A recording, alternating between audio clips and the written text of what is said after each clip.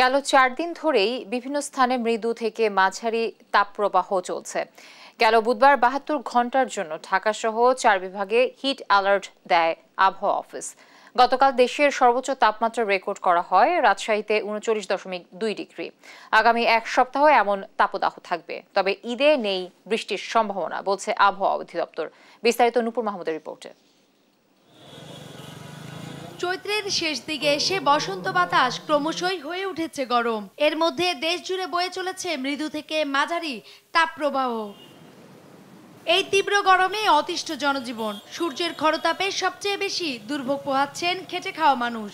গরমের কারণে আমরা আস্থায় দাঁড়ানো পারছি না, এই জন্য ইনকাম নাই, পেটে ভাতে চলাই খুব কষ্টকর। লোকজন তো এখন সবাই বাড়ি যাচ্ছে, রিস্কে নিয়ে খালি ঘুরেছি, ভাড়া নাই। তীব্র গরমে কোনোভাবেই রেহাই মিলছে না রোদের উত্তাপ থেকে। আবার রোজাদারদের শুষ্কতা কয়েক গুণ বাড়িয়ে দিয়েছে এই কাঠফাটা রোদ। আর এই গরমের সময় এখন তো কিছু করার নেই, গরম পড়ছে। গরমে তো নর্মালি রোজার দিন রোজা রেখে কষ্ট অনেক, আর এত ভিড়, এত মানুষ।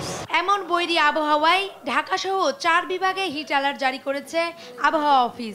মাসের শুরুতেই পুরো মাসের জন্য একটা পূর্বাভাস দিয়ে থাকি। সেখানে আমরা বলেছি যে সারা দেশেই বৃষ্টিপাত স্বাভাবিকের চেয়ে কম হবে এবং তাপমাত্রা কিন্তু স্বাভাবিকের চেয়ে বেশি থাকবে। রোদ গরমের সাথে হতে পারে দমকা ঝোড়ো হাওয়া সহ বজ্র বৃষ্টিও। তবে আগামী সপ্তাহেও কমছে না এই তাপপ্রবাহ, থাকবে ঈদ ও বৈশাখেও।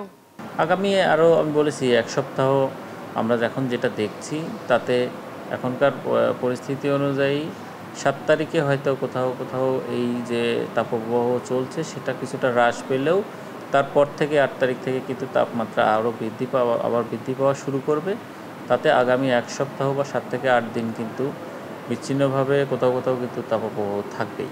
গরমের তীব্রতায় তৃষ্ণার্ত মানুষ, প্রাণীকুলে উঠেছে নাভিশ্বাস। চারিদিকে একটু শীতল পরশ লাভের জন্য মানুষের যেন ব্যাকুল প্রচেষ্টা। নূপুর মাহমুদ, দেশ টিভি, ঢাকা।